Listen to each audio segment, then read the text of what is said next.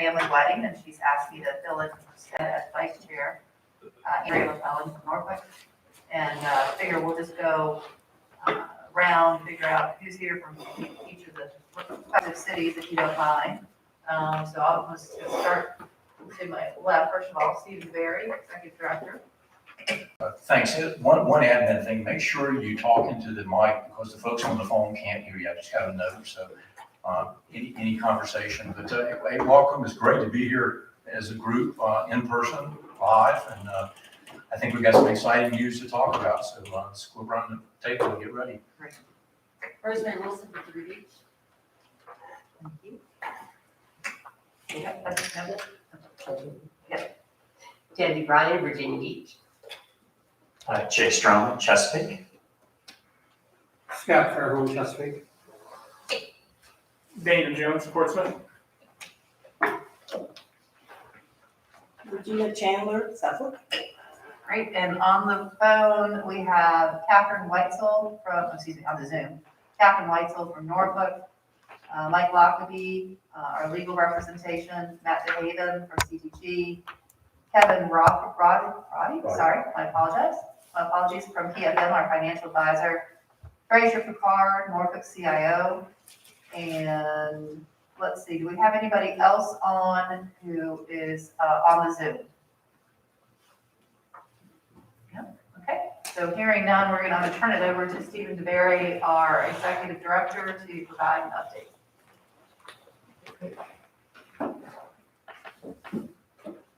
Well, again, welcome. I think we have a lot of exciting things to talk about today, and so we'll get right into the brief. Everyone should have a copy of the brief, but we'll go through that sharply and smartly here. What I'd like to talk about basically is just to give you a current update on the status of the project, both the dual path strategy of looking at a traditional construction project versus a P3 effort. The team has made a lot of outstanding progress, and we'll continue to do that. Ms. Weitzel will give a brief cost sharing team update, and then we'll talk a little bit about next steps. Part of that is Mr. Lockaby is going to give a more detailed plan of action, if you will, or timeline for how we see the procurement process playing out as we continue to review IFBs and proposals. Okay, let's talk briefly about the, doesn't work. Stephen, we need to have the approval of the modification. Okay, before we move on to the next item, new business we've got to go through, my apologies. The approval of the minutes from the last meeting. You should have a copy of that in front of you all. Are there any corrections, additions, changes? Okay. Hearing none, is there a motion to approve the minutes as provided? Motion to approve. Second. Thank you. It's been properly moved and seconded. So I think then we can move forward. Do we have to approve the current agenda? Okay, so now if you'll note the agenda for today, it's on the second page of your attachment in front of you all. I would love to have a motion to approve the agenda as it currently reads. So moved.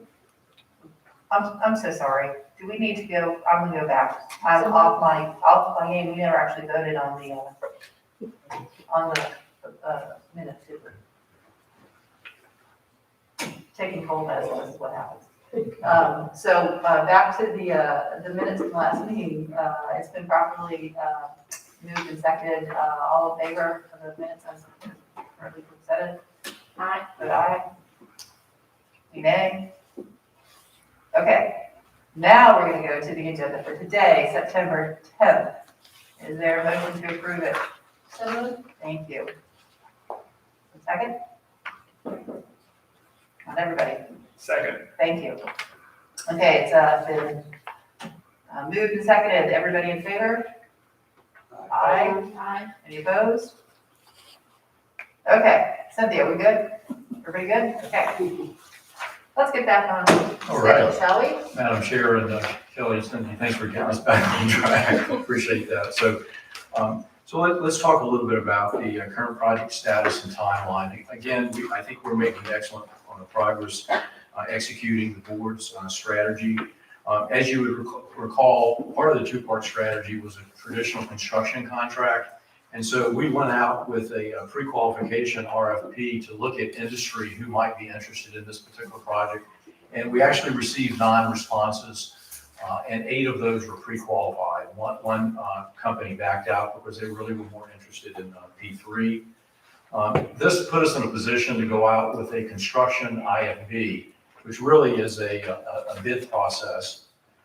6 of the 8 companies that we qualified bid on the project, which I think is an outstanding percentage with the way procurement goes. I think that puts us in a position to have 6 solid bids to look at, if you will. I'm going to talk about those in a little bit more detail. This is public information. We had a public bid opening, so I want to talk to you a little bit about the prices on that.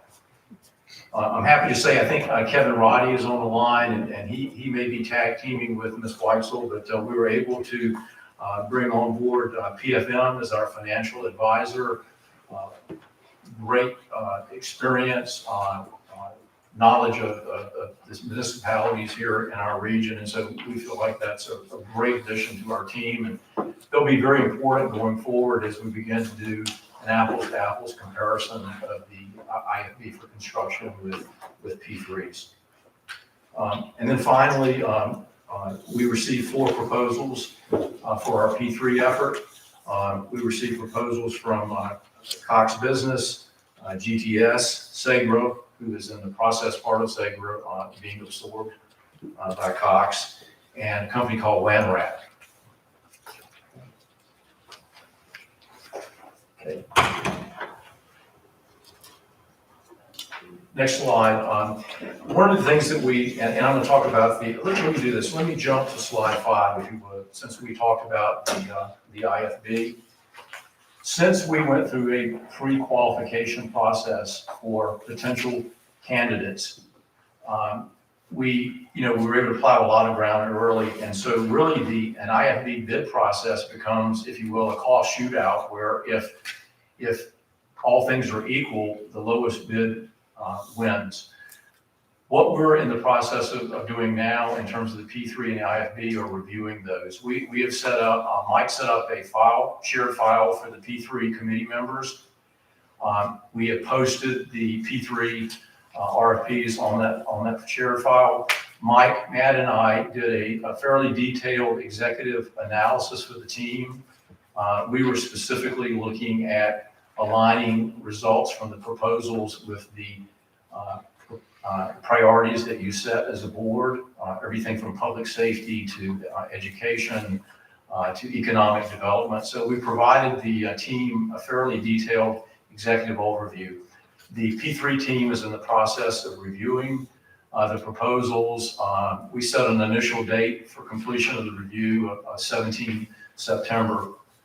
Once we receive input back from the team, we'll call a public meeting, and the team will meet and decide if we need to have interviews, if there's specific questions that came out of the review that we need to ask potential candidates.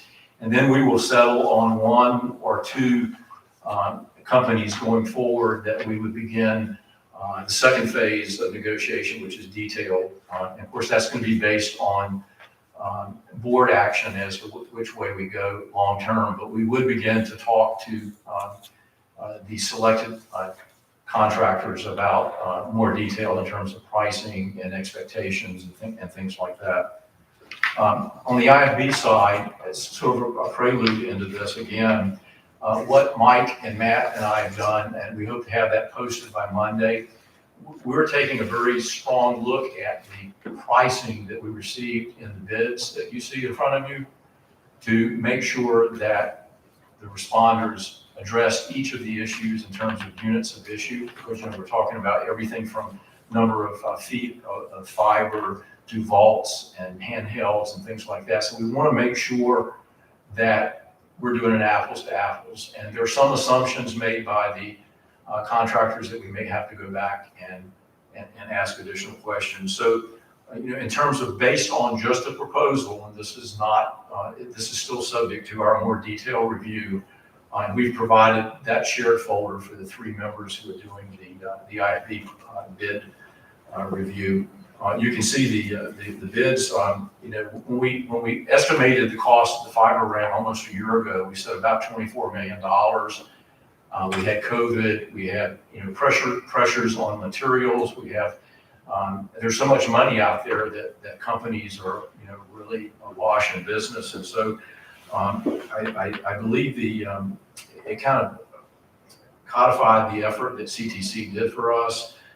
You can see that we broke this out really on construction, materials, and then a construction subtotal, just so that you can see what subtotals, how they stacked up against the original $24 million estimate. And then maintenance services, that requires some more detail for us, because we really have to get deep into the assumptions of those who bid on the contract and their pricing to make sure we understand how they determine maintenance. But again, for the team, by early next week, we should have an executive summary up for each of the 6 contractors. And so really what I'm going to ask the 3 members of the IFB review team to do is to look closely at alignment of pricing and unit and assumptions made by the contractor based on your experience with similar projects in your city.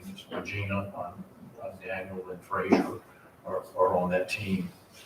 Stephen, can I ask you a quick Yes, question? So looking at this chart here, I noticed, first of all, obviously there's some differences, but in the maintenance service piece, I mean, can you explain, one didn't even bid on maintenance service, for what period of time did that extend to? And I'm just wondering, wouldn't the authority have some ongoing maintenance costs? Or are we trying to get this bid all up front? I mean, I don't understand that. Yes, so the proposers had the option of bidding on construction only or maintenance only. And so one of the companies that HMI chose not to bid on maintenance.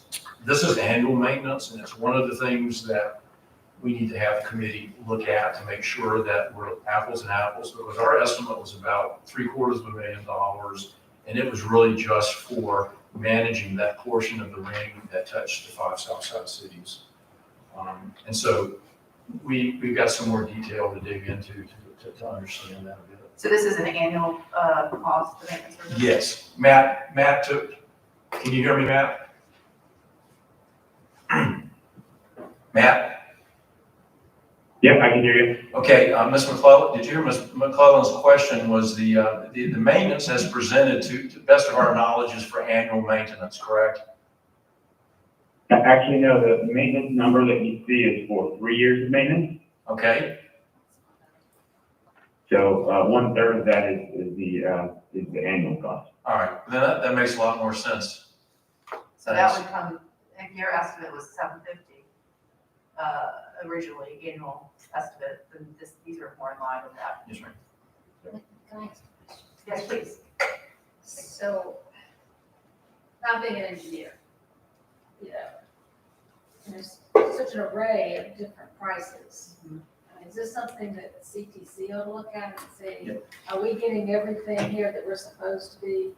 You know, why is this one so much less? Are they leaving things out? Or maybe the one that's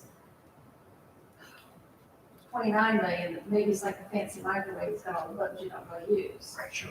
So Ms. Wilson's question was, there seems to be a wide gap between bids, and is CTC going to look at that? And the answer is yes. Part of what we hope to get up early next week is an executive summary that CTC is helping us with, and they're actually having their engineering team look at the bid prices versus what we asked them to bid and see, one, is it technically accurate? Did they price out what we asked them to price out? This is, for a bid, this is not a negotiation. We gave strict points that we wanted bids for, and that's what we're looking for. So yes. Are there any other other questions as it relates to the IFP bid summary, or is there any additional information that you need to present? I think the next slide, if I go back one slide, Yes, I'm sorry. Ms. Wilson. You know, I think we definitely want to be as complete as possible. As we all know, change orders are very expensive. So we want to make sure we, just like the Craig, it's in there. We've got everything in there that we're supposed to have. So we're not, those change orders is what really drives up the cost of things. There's contingency in this element. We do not have a contingency, like a 10% per se at this stage. But to Ms. Wilson's point, in addition to looking at the pricing, we are going to look again at the technical specs, and that's where the 3 team members can kind of look over our shoulders and make sure that, okay, we're not sharing, for instance, we're not sharing conduit. They're not economies of scale. This is to be a fully owned and operated fiber ring. It might make sense for some to leverage fiber, but that's not what we asked for. Yep. You want to go back one slide? Yes, ma'am, if I could, please, slide 4. One of the, 2 of the issues that the board asked us to look at was, one, an RFQ for operations and marketing. And what we're proposing, I mean, we've looked at that. Matt and Mike have done some preliminary work, but what we found as we began to look at the bids and the proposals is there's some alignment with what we're getting from industry with what you want to know in terms of maintenance and marketing and things like that. So without confusing industry, I think we want to build on that, and then we can make the decision whether we need to do a specific RFP or can we pull elements from the proposals that we've received to meet the needs of the authority. I think we'll go forward with that, but I think we need a little bit more information at this point in time to make a good financial decision. We're seeing some duplicate, and so Mike and Matt and I spent a lot of time with industry explaining our dual strategy because it got a little confusing. Steve, can I ask you something? Yes, ma'am. You keep use the term industry. Could you define when you're talking about that?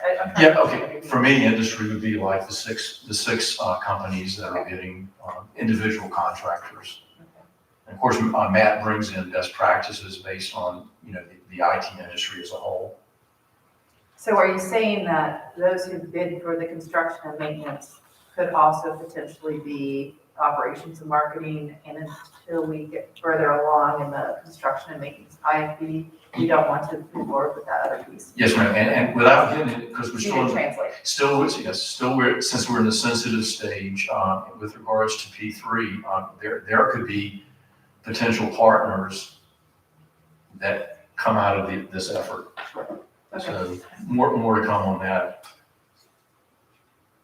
And then similar for the financing RFP, that the purpose of that RFP was really to, if we had a delta between the money available and the contract estimate for the traditional construction, we were looking at ways that we could come up with additional funding.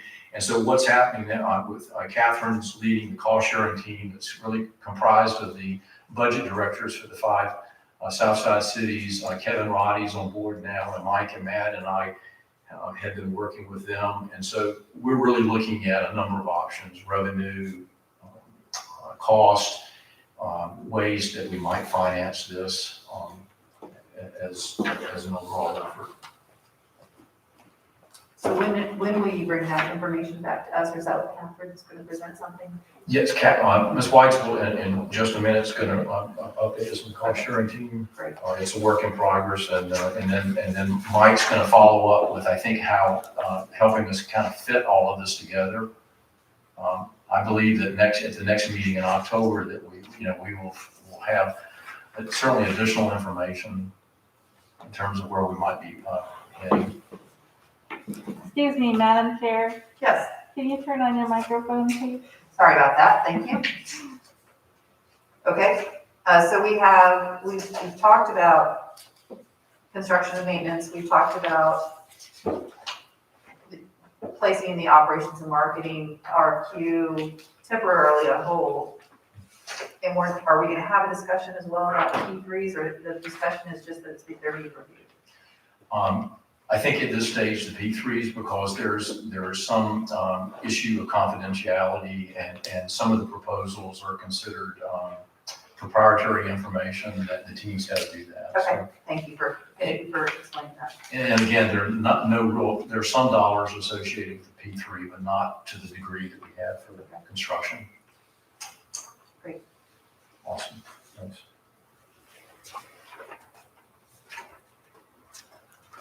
Okay, I think before we go to next steps, I'd like to introduce Norfolk City Council,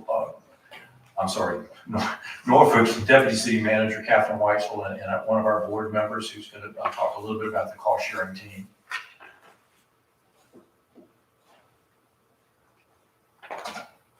And she's going to be verbally, there are no slides, she's going to verbally address this.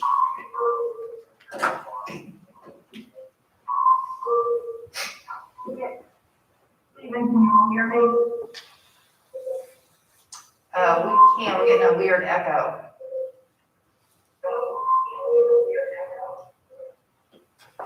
Is that better? Yes.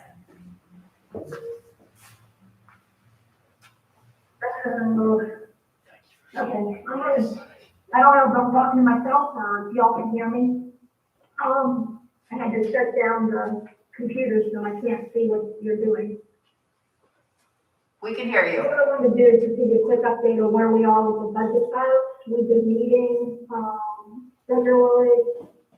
They're really excited to look at this kind of as the cities are being asked to invest in a business for the region, and approach it that way as the invest in construction, and then there's a return on that investment going forward. The city managers of all 5 cities have met and have agreed to recommend to the board funding for the project. Some through the ARPA funding strategy, some through just other available funds they have. And I think the budget directors pointed out early in our conversation that they need the support of the board members from the authority, and those conversations happen with council. So I do ask that you also second that. With that said, when it comes to the council conversations on the ring. Hey, Catherine, Catherine, And the financial advisor and Matt on looking at how to determine a return on that investment. I think the budget director. Hey, Catherine. Pay back. Catherine, That's a reasonable request. Catherine. So we continue to work on that. We're scheduling our third meeting to have that conversation. I think everybody's really looking at it as proportionate to the amount of capital that we put in at the front end, that there's a proportionate return on that investment, a proportionate sharing of revenue, proportionate sharing of ongoing operating expenses. And that we need to kind of formalizing that agreement with Mike Lockley's system to do that. So in a nutshell, that's really where the budget staff has gotten to. Ms. Whitesell? Stephen and the financial advisor to determine the return on that investment. Does that help? No. We couldn't understand you. It's very difficult to hear you. We hear about 70% of what you're saying. And I think this is pretty detailed information that's really critical going forward. Is there any chance you could try and log off and log back on via Zoom? No. I did not get a Zoom link, Ms. McClellan, so I only got a phone number. Oh, we're only doing phone numbers. Okay. So I kind of emphasize the comments for ridicule. Well, Catherine, I don't know what you're doing. Hey, Catherine, I don't know what you're doing differently, but now we can hear you loud and clear. Okay, so let me start over. I just need you to be as loud and distinct as possible, please. Thank you. Nobody ever asked me that. So the 5 regional city budget directors are meeting regularly. We've had 2 meetings. They asked some very probing questions. They did need to get a little bit up to speed on the project itself, and Mr. DeBerry, and Mike Lockaby were helpful to come and talk with them, or did our meeting and talk with them about the project and its potential. They all see this as a regional business opportunity for the 5 cities. They're looking at their contribution to construction as an investment, and they're asking probing questions about the return on that investment going forward. So, Mike Lockaby, Steve DeBerry, Matt Haven, and Kevin Roddy all met this week to talk about how can we start to drill into really the revenue potential of selling dark fiber versus lit fiber, and really putting together, based on the experience of Kevin Roddy and Matt Haven, some scenarios that would help the budget staff understand what the revenue potential of this is. All the city managers for the 5 cities met and discussed that they are all going to recommend to the council as part of the upcoming ARPA discussions, end of the year discussions, whatever they're having, that this project be funded within the next few months. Because if we want to do construction, there's a limited time on the bid. And we're all the city managers committed to providing funding for a proportionate share of the range. The budget staff got that message, and they're working towards including that in all the briefings going forward to the city council members. I believe, Ms. Wilson, y'all are having a retreat next week. I know that we're in the process of planning a retreat for the Norfolk City Council, and I think you'll see this project in those briefings that are coming to the retreat.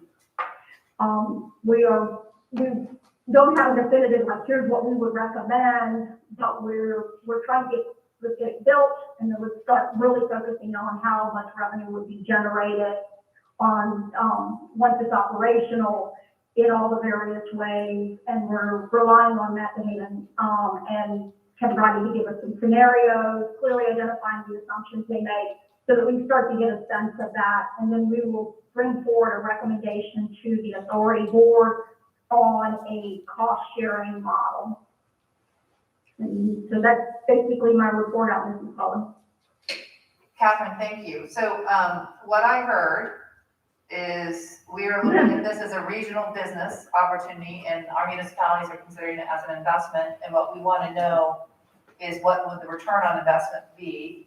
And that's what you've tasked Matt all to come back with a better understanding of revenue opportunities. Is that what I heard correctly? That's it, and I think the other piece is that the 5 city managers have committed to request funding from their city council to support the construction of the ring. So Catherine, you mentioned also So I going think, back to the cost sharing agreement. Would there also be a revenue sharing agreement, or how would that work? yeah, so we're looking at basically construction sharing, and right now I think the city managers are kind of all in 1/5 using that model. Then it's how do we share in the return on that investment, initial investment, plus ongoing revenue generation, and what would that cost sharing or revenue sharing side of the model be? Is it the same as what we put in for construction? Is it different? So that's the part that the budget directors are all trying to get more information on, so they can help craft a recommendation to the board for a cost and revenue sharing model Okay, that could be adopted by the board. Okay. thank you. I appreciate that. Are there other questions from folks? Yes, Daniel. Yeah, I mean, the question that I have, and if Ms. Watson has that in her notes, what was the meeting that the city managers held that? I'm sorry, I can't hear him. When do the city managers meet to discuss this?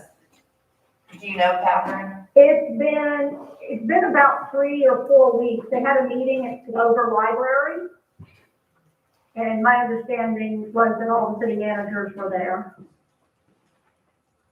Okay, and from our standpoint, of course, if I need to follow up communication-wise, because this is not what I have been traced out. So Daniel is suggesting that he's getting in a different perspective from the leadership in Portsmouth. Is that correct, Daniel? That is correct, yes, Okay. More recently. as of this week. As Yeah, of- I was not at the meeting, so I'm relying on what I had been told. Okay. Dana, that's good information. I also have a tentative meeting with Mayor Glover to go over this as well, so I'll be discussing this with him as well. That's important information. We really need everybody to be at the table. I'm smiling under here. Any other questions for Ms. Weitzel? Thank you for taking another crack at it, Catherine. We heard you loud and clear the second No time. problem. Okay, All right, thank you. thanks so much. Stephen? Bye. Thanks, Mr. Weitzel. So Mike Lockerbie now is going to talk a little bit about the procurement process and some of the nuances of P3 IFB. Thank you, Madam Chair. Can you hear me all right? Yes, sir, loud and clear. All right, great. Sorry that I'm not able to be there. My anniversary and my wife explained to me that I was going to be home by 5 o'clock, and being on Chesapeake at 4 and being in Roanoke at 5 is possible only with teleportation, so I appreciate your letting me call in. I wanted to go over briefly the continuing portion of the P3 procurement process, as well as the invitation for bids procurement process. The invitation for bids procurement process is somewhat easier to explain because it's very straightforward. It's an extremely well-trod path. It was laid out in detail and straightforwardly in the bid package. The IFB process was, we had the RFQ where we pre-qualified 8 firms. Well, we pre-qualified 7 of 8 firms to bid on the project, which meant that we had determined that they had the actual ability to carry out the project if they had the low bid. We then advertised a bid package. That bid package had unit price specifications as well as detailed bidding instructions. It also included the form of the construction contract and provided that the bid tabulations that were going to be given for the construction phase were going to be, had to be valid for 90 days. So those had to be firm 90-day prices. Since we got those prices in on the 30th or 31st of September, of August, we have those in on the 31st of August. We have 90 days to make a decision to award that contract or to cancel the contract and reject all bids.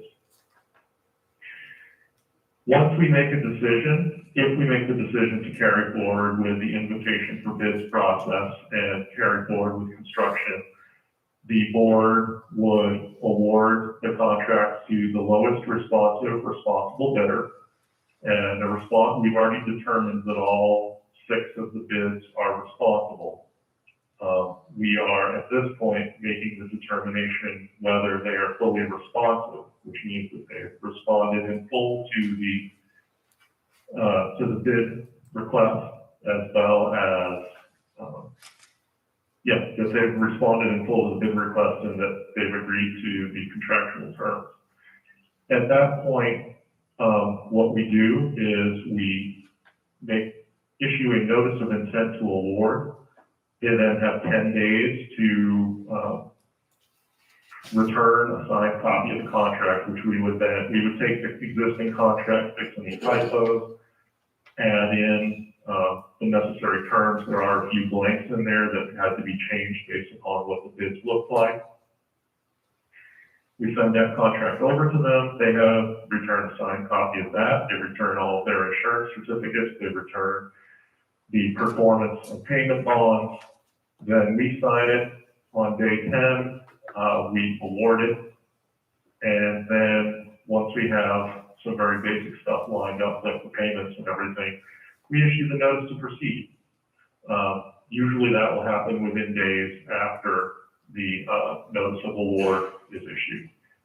The notice to proceed is issued, the firm, the construction contractor then has 15 days to produce a Gantt chart, critical path method schedule, as well as a schedule of values based upon that schedule of where they think they're going to be and how much they're going to be paid for stages of the construction process.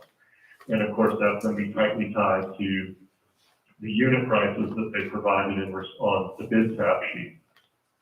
And at that point, they provide that information at the pre-construction meeting, and off we go to the races. 548 days, more or less, depending on allowable, excusable delays or ways that we can move forward more expeditiously, will be done construction. That's how that's supposed to work. The P3 process is somewhat more loosey-goosey, to use a technical legal term. And where we are right now is we're in the conceptual phase. And during the conceptual phase, each of the localities has 60 days to provide the authority with their comments as far as how the project would fit into their comprehensive plans, economic development plans, and CIPs. You've already heard from Catherine that those discussions are ongoing. The authority has, of course, a selection team that's going to be carefully digging into the details of each of the P3 proposals and looking at them from the perspective of what is the best value for the authority. And of course, the best value is the optimal combination of quality, meeting the desires of the authority, and price that meet what we need. And ultimately, again, within 90 days, because that's how long we have, we're going to have to make a final call whether we go to the next stage with our P3 partner, which is where we get really serious about having an actual design and business plan for the next 20 years. And that's what the next stage looks like in the P3 process, is figuring that out, negotiating out what that plan looks like. Or we decide to go down the IFB path. We're going to construct this. We're going to build partnerships ourselves. We're going to find ourselves a contractor that can actually operate and maintain and market and monetize this ring. That's kind of option 2. Option 3 is that we do some sort of hybrid there, which we actually believe that there are some possibilities for hybridization of those approaches, where you do the construction and you also have a P3 partner. And then finally, you could decide that you're going to do nothing, or that you're going to go down some completely other path that is as yet unthought of. So I just add that for completeness of discussion. So those are your 4 options right now. I know I probably threw in a lot of jargon and a lot of deadlines and dates. I'm ready to answer any questions you may have, Ms. Chairman.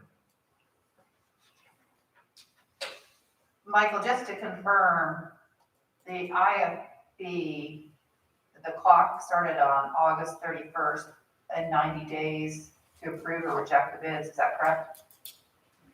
That's correct. And then, Well, that's how long the pricing is firm. okay, got it. Yeah, after 90 days, they can withdraw the bid without any penalty.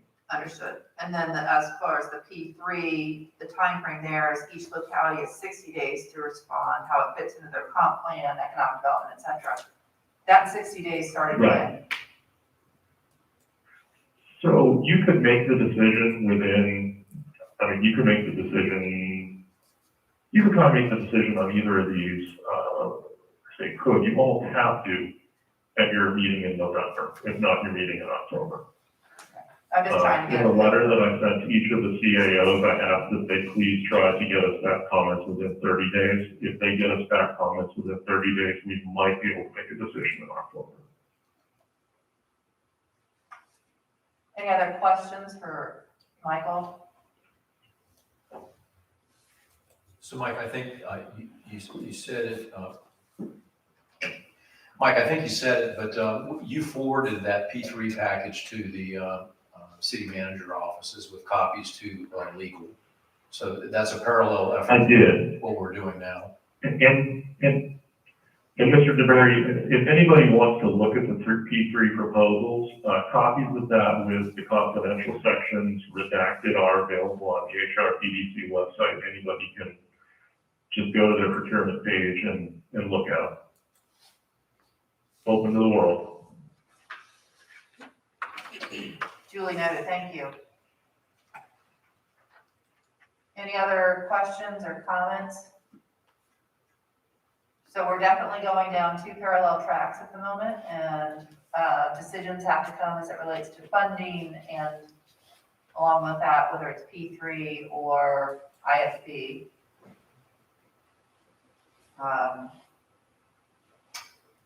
And we'll talk, Daniel. Anything else, Mr. DeBerry, for the good of the order?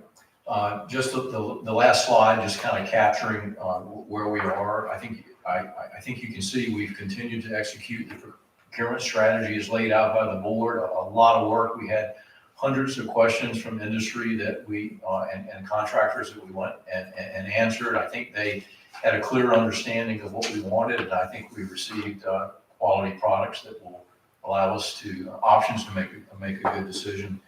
We do continue to work, though, a number of potential grants and strategic partnerships. I've kind of laid those out. There's some nuances that Ms. Bryan from Virginia Beach would certainly talk about American Rescue Plan and how the state distributes those funds via VATI. She's worked with Mike and I and Bob Crum. We've specifically briefed the state 3 times now. I think they understand our project. I think they like our project. They have to figure out how to make our project fit within their policy. And I think people behind the scenes are trying to shape that policy. And where that becomes important is in the federal infrastructure bill that's still, on Capitol Hill being worked. It has about $50 million in additional broadband infrastructure, but the way it stands now, I think, is if that money filtered through the state, they would apply the same VATI funds, and we don't, we want to help them find out how to say yes, and they've been a good partner. They're listening, and Deborah's been working that really hard behind the scenes. And also there's the National Telecommunication Information Administration, NTIA. Many of you've heard that. That's a commerce group. One of the projects that we're interested in, and I'm not going to go into a lot of detail now, but it involves a local institution of higher learning, and we've started communication, or we've asked to communicate on potential for this project, which could include middle mile, and it would make this institution eligible for an anchor. They could become an anchor institution. The grant is due in December, and I've been engaged in waiting for some response on that. That was the. Ms. Wilson. Y'all were there with us.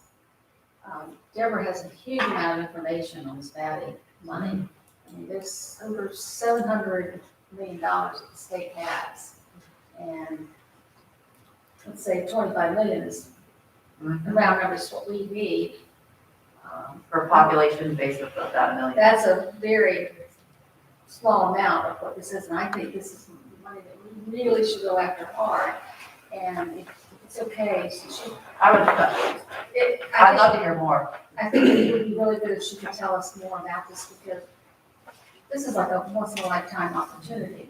And I don't think we want to lose that. I mean, yes, we all have, we call it ARP money, which Ms. Sally doesn't like because we have another program. Captain Weiss will understand. But that money could be utilized for a lot of other things rather than this. It would be supplemented with that. So if you would let Deborah talk about it. Yeah, Deb, I'd love to hear what's going on there. Well, thank you. I won't bore you with a lot of the nitty-gritty details, because I think Mr. DeBerry and Mr. Lockaby on the phone can attest to the fact that we've spent hours and hours, and I thank you so much, Mr. DeBerry, for allowing me to make you go through that at least one more time with body. So the bottom line is this: they do have an inordinate amount of money right now. $700 million there's right now no way it's going to be used based on the program. So the body program, most of you already know about it and have used it, is really for unserved and underserved areas. And so our reign, several years ago, 2018 maybe now, that we started doing that had nothing to do with COVID or work at home, or it was a totally different model. And so the body program also was a different model, because there was a lot less money. Really what the Department of Housing and Community Development, who administers the body program, their hands are pretty much tied in many ways. They've tried very much so to assist us, but we are square peg in a round hole with the information that they've been given and the what it has come down from the General Assembly. I mean, they can only do what they can do, right? So every year during the body program, there is an opportunity for all localities to weigh in on what the next year's guidelines should be. They have different guidelines every year. But even with that, there's some things they cannot change, and several of them are not in our favor. And so those would require the General Assembly to basically either change the program, or we call it Body 2.0. If they want to, they can do one of two things. They either want to continue administering it through Body, but have a separate program for other things, or they could have a totally different program. There was a VML legislative meeting this morning for 3 hours, and broadband was one of the things that we talked about. One, because of this, that we know there's going to be money left over, and we have to get in there at least to the next General Assembly session to at least, get something in there. And VML is on board with this, and a lot of other cities and towns are on board with this too, that there's got to be some other program that isn't just related to this.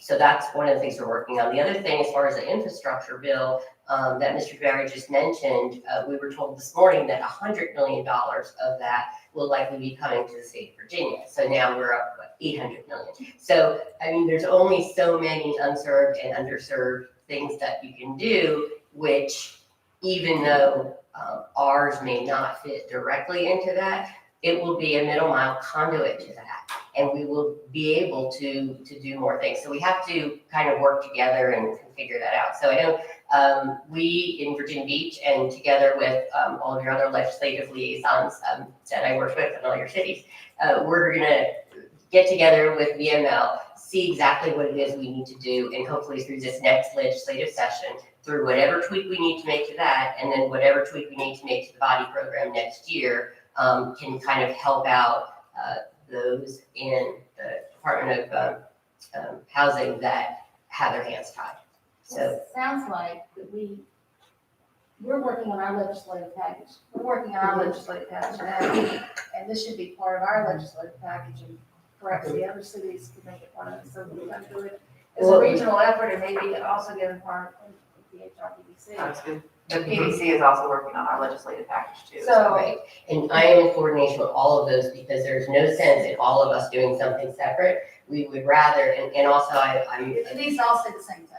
They will all say the same thing, which will make it much easier than having every city come in with their own thing. I think we all should do it, but they should all say the same thing. So are you gonna be working on some language for that? We are working on it right now, but instead of, and also Jessica and David, each one of them, we're meeting in Chesapeake next week. And we all work together very closely in that, because there is really, for efficiency purposes and just for that singular voice, so much better for us to all work together at HRPC and all of the cities, and then also with VML, and all have one singular thing come up. It makes it much easier for the General Assembly as well. Can I ask about the timing of this? Because on one hand, we need to have a decision by October/November. On the other hand, we're talking about General Assembly, so we're not going to see a decision there until end of February, March, because that happens in a long session.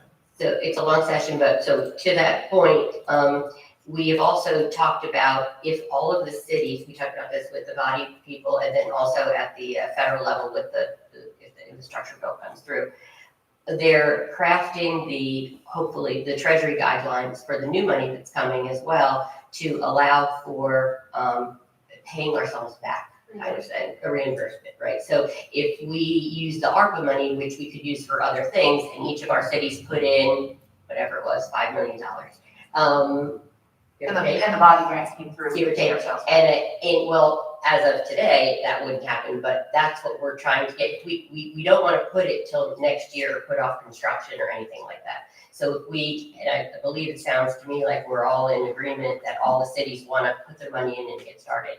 We will then keep that front of mind in crafting or asking for any of these so that we could then supplant that money, use that for something else, and then use this for that. That's important too. It's important because they really want to match for VATI. They like that matching grant. Right. So we could get credit lots of points.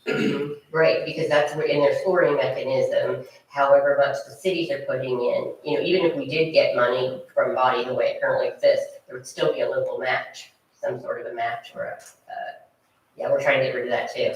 We talked to this morning about that because some localities don't have the money for the match, But in any case, yes, that would count as part of our match we could pay ourselves back. So what was the extra $100 million that's potentially available? So that's what Virginia believes they will get from the federal infrastructure bill for broadband. Their portion. I don't know where he, I can't remember his name, but it was someone who should know. If I can ask a question.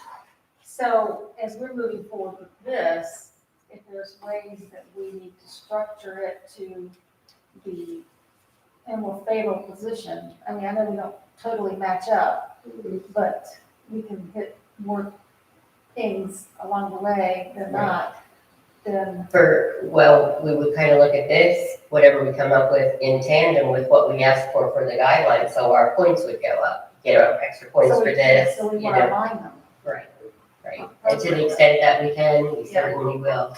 We even, did a few nuances with the currently what we have. And we said, well, even though it's a middle mile, we've always intended to, at the end, utilize this middle mile so that other people can have an easier way of getting this to unserved and underserved. So kind of tie it all into what they need. They can. Thank you. Are you smiling under there? No, I'm scowling because I'm very frustrated by the body process. I feel like it's a really well-intentioned process that is connecting our most remote rural people. But in terms of the number of our residents who are without internet service in our region, it's not because the fiber doesn't exist in the ground. It is because it's an affordability issue. And more people in Virginia don't have internet access as a result of that. And I think body is only tackling one part of the problem. So I'm very frustrated with that. You're absolutely. I sat on the state broadband advisory board for several years, and there's frustration, there was so little money. Oh, yeah. So, they throw $7 million out in the whole state, which is minuscule. And there were so many underserved and unserved in places like in the mountains where you can't get signals because you've got dirt in between them. And there's just so many unserved areas that they were very frustrated. So they had these rules, and of course they haven't come to the modern times yet. So that's what we have to do, is to take them from where they were. It's important to have that historical perspective. Yeah. I agree. There was just so little money. So I think we really are getting there now and have been getting there as far as more and more and more fiber. So I very much agree with you. And I think there's many organizations. I'm also president of our Virginia chapter of Ottawa. And that is one of the things that we are, like Lockerbie will know, that one of the things that we say all the time, just even from our digits from around the state, it's the affordability part. Now that we have the fiber in the ground, let's get that part. Do we have data from our municipalities? I know from our American survey, what's it called, census? Right. I think Matt's going to help us on this, but I think the FCC, if we're talking the definition or how many folks are unserved and underserved. I believe the cities might have some data, but I think the FCC data is probably credible. And because what will happen is many of the ISPs that service the areas will say, there's fiber in your neighborhood, therefore you're covered, so you can't So it use hits that. one census, one person in the census tract. Right, so I think Matt's gonna help us pull the FCC data. And it's more about the That's take the rate. problem, the SEC is the problem. Right, but also the take rate. You can say that you've got fiber everywhere, but if the people can't afford it, that's very difficult to pinpoint. I asked the question because I think, and I know we're going a little bit off the field, but we're not, because we're trying to secure this funding to help us in each of our cities. I wonder if we shouldn't also make sure that we are putting together in our legislative package comprehensive data illustrating the affordability issue with, and I don't know exactly how that we get there. The data that our city manager has used is that 25% of homes in Norfolk don't have access to high-speed internet because of affordability. 25%.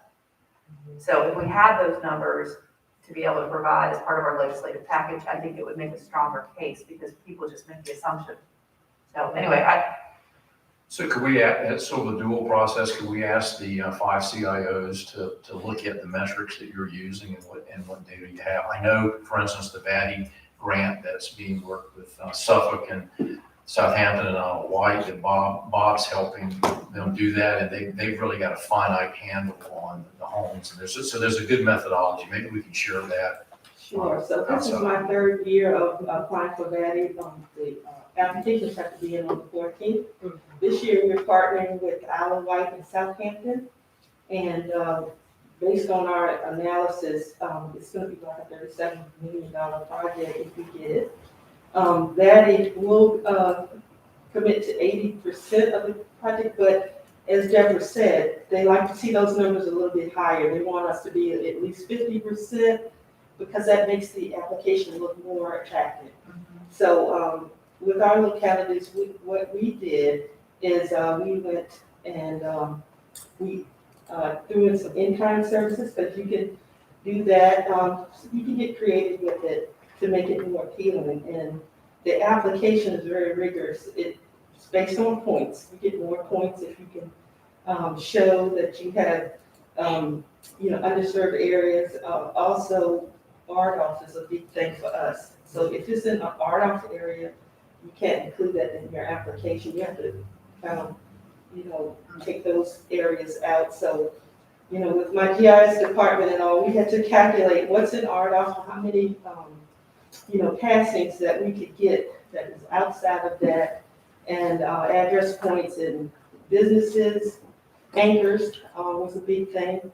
Things that you can do marketing and support, like how does the application, and you put in your applications, businesses that are really kind of suffering because you don't have, broadband in the area. So we have to prove that. So all of those factors play into it, and there's a whole criteria that you can go on DCHD and look at. And like I said, it's our third year trying to go for that money, but you're fighting with all the other localities who are applying for it. So we think we got a pretty good chance this year because they like to see universal coverage for residential. So we have to prove that we're getting close or 100% universal coverage for that. well, recognizing that the PDC represents 17 municipalities, some of which are urban, some are suburban, and some are very rural. We've got to balance this, and I think that's where we are. We absolutely want to be supporting our rural communities that don't have that connection, but I guess my question is, how do we put a little bit of that other affordability piece in here as well? So I think we've talked about that pretty, Deborah, thank you for your efforts, and I appreciate Rosemary having this discussion. I have one additional item to bring up too. I've been asked to speak, I think it's October 1st, there's a webinar, and Civic Leadership Institute and I think Lead RVA are putting it together about the sort of connectivity of an international connectivity hub. And they want to take, basically, they're trying to look at Marseille, France, where this has been very successful, and join what's going on in Henrico to what's going on in the 757 together to have a discussion about how this will ultimately help our economic development opportunities, which I think is what, when you talk about, when Catherine talks about return on investment, that's what we're looking at, right? So I'll get the information to you all on this. I'm going to give a quick update on where we are with the Southside Network Authority, but I'm there to moderate, not really to speak a whole lot. So I just wanted to put that out there to let you guys, if you have the time and you can participate, and if you have any ideas of folks that we should have on of businesses that are locating here because of this fiber rate. I was asked that question this morning, and I think we're a year too early for that in terms of businesses that are making that decision to locate here. Once this is up and running, that is definitely the goal. I know Virginia Beach has just been laser focused on this opportunity, so FYI. Anything else for the good of the order on this Friday afternoon? No? Okay, so our next meeting date will be October.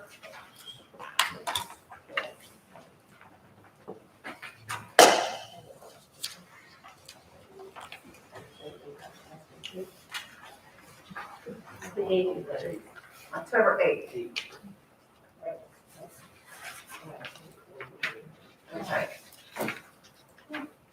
So, depending on what we get back from the CAOs, we may or may not, according to Mr. Lockerbie, have an opportunity to consider which direction we want to go in, but definitely by November we'll need to do that. In the meantime, for all of our cities, I think we need to be shoring up any support that we might need moving forward. And otherwise, thank you all for letting me get off to a rocky start. I think we've been strong though. And we'll see you guys in October. Stay well. Meeting's adjourned.